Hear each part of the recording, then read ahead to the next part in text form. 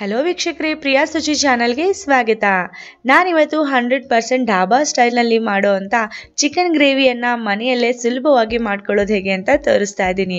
ರುಚಿ ಅಂತೂ ತುಂಬಾ ಅದ್ಭುತವಾಗಿರುತ್ತೆ. ರೊಟ್ಟಿ, ಚಪಾತಿ, ಅನ್ನ ಎಲ್ಲದಕ್ಕೂ ಕೂಡ ಬೆಸ್ಟ್ ಕಾಂಬಿನೇಷನ್ ಅಂತಲೇ ಹೇಳ್ಬೋದು. ಅದಕ್ಕೆ ಮಾಡೋದಕ್ಕೆ ತುಂಬ ಸಮಯ ಕೂಡ ಹಿಡಿಯೋದಿಲ್ಲ, ಕೆಲಸ ಕೂಡ ಹಿಡಿಯೋದಿಲ್ಲ. ಸುಲಭವಾದಂಥ ಗ್ರೇವಿ. ಇದನ್ನು ಮಾಡೋದಕ್ಕೆ ನಾನು 1 kg ಚಿಕನ್ ತೊಗೊಂಡಿದ್ದೀನಿ. ಚಿಕನ್ನ ಚೆನ್ನಾಗಿ ತೊಳೆದಿಟ್ಕೊಳ್ಬೇಕಾಗುತ್ತೆ. ತೊಳೆದಾದ್ಮೇಲೆ ಇದಕ್ಕೆ 1 ಚಮಚದಷ್ಟು ಉಪ್ಪು ಹಾಕೊಳ್ತಾ ಇದ್ದೀನಿ. 1/4 ಚಮಚ ಅರಿಶಿನ, 2 ಚಮಚದಷ್ಟು ನಾನು ಅಚ್ಚ ಖಾರದ ಪುಡಿ ಹಾಕೊಳ್ತಿದ್ದೀನಿ. ನೀವು ಕಾಶ್ಮೀರಿ ಚಿಲ್ಲಿ ಪೌಡರ್ ಕೂಡ ಹಾಕೊಳ್ಬೋದು. 2 ಚಮಚ ಹಾಕೊಳ್ಳಿ. ನಾನು ಮನೆಯಲ್ಲಿ ಮಾಡಿದ ಖಾರದ ಪುಡಿ ಹಾಕಿದ್ದೀನಿ. ಅರ್ಧ ಚಮಚ ಜೀರಿಗೆ ಪುಡಿ, 1 ಚಮಚದಷ್ಟು ಕಾಳು ಮೆಣಸಿನ ಪುಡಿ ಹಾಕೊಳ್ತಾ ಇದ್ದೀನಿ.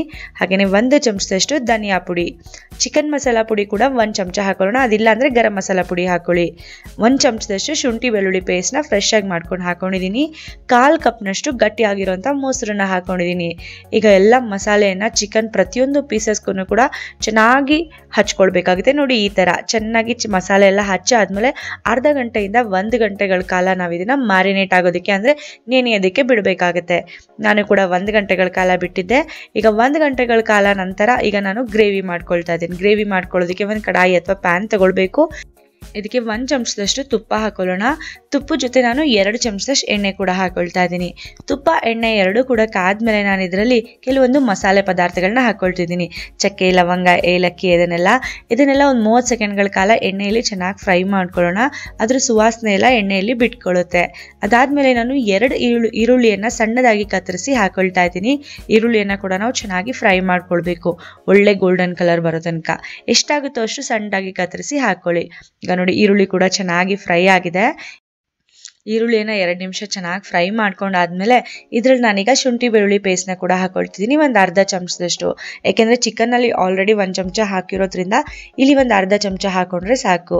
ಅದರ ಹಸಿ ವಾಸನೆ ಹೋಗೋವರೆಗೂ ಕೂಡ ಚೆನ್ನಾಗಿ ಫ್ರೈ ಮಾಡ್ಕೊಳ್ಳೋಣ. ಅದಾದಮೇಲೆ ನಾನೀಗ ಟೊಮ್ಯಾಟೋನ ಕೂಡ ಹಾಕೊಳ್ತಾ ಇದ್ದೀನಿ. 2 ಮೀಡಿಯಮ್ ಸೈಜ್ ಟೊಮ್ಯಾಟೋನ ಸಣ್ಣದಾಗಿ ಕತ್ತರಿಸಿ ನಾನೀಗ ಹಾಕೊಳ್ತಾ ಇದ್ದೀನಿ. ಈಗ ಟೊಮ್ಯಾಟೊ ಚೆನ್ನಾಗಿ ಫ್ರೈ ಮಾಡ್ಕೊಳ್ಬೇಕು. ಹಾಗಾಗಿ ಟೊಮ್ಯಾಟೊ ಕರಗಬೇಕಂದ್ರೆ ಇದರಲ್ಲಿ ಸ್ವಲ್ಪ ಮಟ್ಟಿಗೆ ನಾನು ಉಪ್ಪು ಹಾಕೊಳ್ಬೇಕಾಗುತ್ತೆ. ಅಂದರೆ 1/4 ಚಮಚದಷ್ಟು ಉಪ್ಪು ಹಾಕೊಂಡು ಫ್ರೈ ಮಾಡ್ಕೊಳ್ಳೋದ್ರಿಂದ ಟೊಮ್ಯಾಟೊ ಚೆನ್ನಾಗಿ ಕರಗಿಬಿಡುತ್ತೆ. ಹಾಗಾಗಿ ಈಗ ನಾನು ಉಪ್ಪು ಹಾಕ್ಕೊಂಡು ಟೊಮ್ಯಾಟೊನ ಚೆನ್ನಾಗಿ ಫ್ರೈ ಮಾಡ್ಕೊಳ್ತಾ ಇದ್ದೀನಿ. ಟೊಮ್ಯಾಟೊ ಕೂಡ ಈರುಳ್ಳಿ ಜೊತೆ ಚೆನ್ನಾಗಿ ಫ್ರೈ ಆದಮೇಲೆ ಈಗ ನಾವು ಮ್ಯಾರಿನೇಷನ್ ಮಾಡಿ ಇಟ್ಟಿರೋವಂಥ ಚಿಕನ್ನ ಪೂರ್ತಿಯಾಗಿ ಇದರಲ್ಲಿ ಹಾಕ್ಕೊಳ್ಬೇಕಾಗುತ್ತೆ. ಈಗ ನಾನು ಚಿಕನ್ನ ಪೂರ್ತಿಯಾಗಿ ಇದರಲ್ಲಿ ಹಾಕೊಂಡ್ಬಿಡ್ತೀನಿ. 1 ಗಂಟೆಗಳ ಕಾಲ ಮಸಾಲೆ ಎಲ್ಲ ಹಚ್ಚಿ ಚಿಕನ್ಗೆ ಇಟ್ಟಿದ್ದೆ. ಉಪ್ಪು, ಖಾರ, ಮಸಾಲೆ ಎಲ್ಲ ಚೆನ್ನಾಗಿ ಹಿಡಿದಿರುತ್ತೆ. ಈ ಬೌಲ್ನ ತೊಳೆದ್ಬಿಟ್ಟು ಆಮೇಲೆ ನೀರು ಹಾಕ್ಕೊಳ್ತೀನಿ. ಮೊದಲಿಗೆ ಈರುಳ್ಳಿ ಮಸಾಲೆ ಜೊತೆಗೆ ಚಿಕನ್ನ ಚೆನ್ನಾಗಿ ಮಿಕ್ಸ್ ಮಾಡ್ಕೊಳ್ಳೋಣ. ಮಿಕ್ಸ್ ಮಾಡ್ಕೊಳ್ತಾ 1-2 ನಿಮಿಷ ಫ್ರೈ ಮಾಡಿಕೊಂಡ್ರೆ ಸಾಕು, ಜಾಸ್ತಿ ಬೇಡ. 1-2-3 ನಿಮಿಷ ಫ್ರೈ ಮಾಡ್ಕೊಳ್ಳೋಣ. ಅದಾದಮೇಲೆ ಆ ಮ್ಯಾರಿನೇಷನ್ ಬೌಲಲ್ಲಿ ಮಸಾಲೆ ಎಲ್ಲ ಇತ್ತಲ್ಲ, ಅದನ್ನೇ ತೊಳೆದ್ಬಿಟ್ಟು 1 ಕಪ್ ನೀರು ಹಾಕ್ಬಿಟ್ಟು ಅದೇ ನೀರನ್ನು ನಾನು ಇದಕ್ಕೆ ಸೇರಿಸ್ಕೊಳ್ತೀನಿ. ಚಿಕನ್ ಕುದಿಯೋದಕ್ಕೆ ಎಷ್ಟು ನೀರು ಬೇಕಲ್ಲ ಅಷ್ಟು ನೋಡಿಕೊಂಡು ನೀವು ನೀರು ಹಾಕೊಳ್ಳಿ. ನಾನು 1 ಕಪ್ಪಷ್ಟು ನೀರು ಹಾಕೊಳ್ತಿದ್ದೀನಿ. ಯಾಕೆಂದರೆ ನಾನು 20 ನಿಮಿಷಗಳ ಕಾಲ ಬೇಯಿಸ್ಕೊಳ್ಬೇಕು.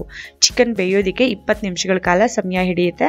ಹಾಗಾಗಿ 1 ಕಪ್ನಷ್ಟು ನೀರು ಹಾಕಿ ಒಂದ್ಸಲ ಚೆನ್ನಾಗಿ ಮಿಕ್ಸ್ ಮಾಡಿಕೊಂಡು ಒಂದು ಲಿಡ್ನ ಕ್ಲೋಸ್ ಮಾಡಿ 20 ನಿಮಿಷಗಳ ಕಾಲ ಬೇಯೋದಕ್ಕೆ ಬಿಡ್ತೀನಿ.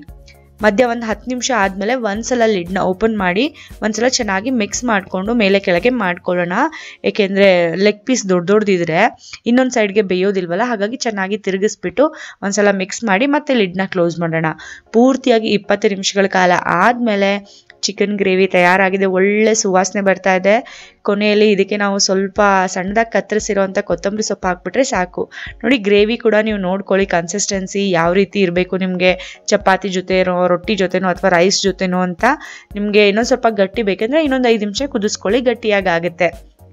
ರುಚಿ ಅಂತೂ ತುಂಬಾ ಅದ್ಭುತವಾಗಿದೆ. ಸಣ್ಣದಾಗಿ ಹೆಚ್ಚಿಟ್ಕೊಂಡಿರೋಂಥ ಕೊತ್ತಂಬರಿ ಸೊಪ್ಪನ್ನು ಹಾಕೊಳ್ತಾ ಇದ್ದೀನಿ. ಇದನ್ನು ನೀವು ಚಪಾತಿ, ರೊಟ್ಟಿ, ಬಿಸಿ ಬಿಸಿ ಅನ್ನದ ಜೊತೆಗೋ ಅಥವಾ ಗೀ ರೈಸ್ ಜೊತೆ, ಜೀರಾ ರೈಸ್ ಜೊತೆ ತಿಂತಾ ಇದ್ರೆ ಆಹಾ, ಯಾವುದೋ ಢಾಬಾಯಿಂದ ಪಾರ್ಸೆಲ್ ತಂದಿರೋ ಚಿಕನ್ ಗ್ರೇವಿ ಅಂತ ಅನ್ಕೊಂಡ್ಬಿಡ್ತೀರಾ. ಅಷ್ಟು ರುಚಿಯಾಗಿರುತ್ತೆ. ಖಂಡಿತವಾಗ್ಲೂ ತುಂಬಾ ಟೇಸ್ಟಿಯಾಗುತ್ತೆ. ನೀವು ಕೂಡ ಒಂದ್ಸಲ ಈ ಚಿಕನ್ ಗ್ರೇವಿ, ಸಿಂಪಲಾಗಿ ಮಾಡುವಂಥ ಈ ಚಿಕನ್ ಗ್ರೇವಿನ ಟ್ರೈ ಮಾಡಿ, ಕಾಮೆಂಟ್ ಮಾಡಿ ನೀವೇ ಹೇಳ್ತೀರಾ ತುಂಬಾ ಅದ್ಭುತವಾಗಿತ್ತು ಅಂತ. ನಿಮಗೆಲ್ಲರಿಗೂ ಇವತ್ತಿನ ಈ ರೆಸಿಪಿ ಇಷ್ಟ ಆಗಿದ್ರೆ ಪ್ರಿಯಾ ಸುಚಿ ಚಾನಲ್ಗೆ ಲೈಕ್ ಹಾಗೂ ಸಬ್ಸ್ಕ್ರೈಬ್ನ ಮಾಡಿ. ಇನ್ನೂ ಹೆಚ್ಚಿನ ಹೊಸ ರೆಸಿಪಿಗಳಿಗಾಗಿ ಪ್ರಿಯಾ ಸುಚಿ ಚಾನಲ್ ಸಬ್ಸ್ಕ್ರೈಬ್ ಮಾಡ್ಕೊಳ್ಳಿ ಅಂತ ಹೇಳ್ತಾ ಇವತ್ತಿನ ಈ ವಿಡಿಯೋ ಮುಗಿಸ್ತಾ ಇದ್ದೀನಿ. ಧನ್ಯವಾದಗಳು.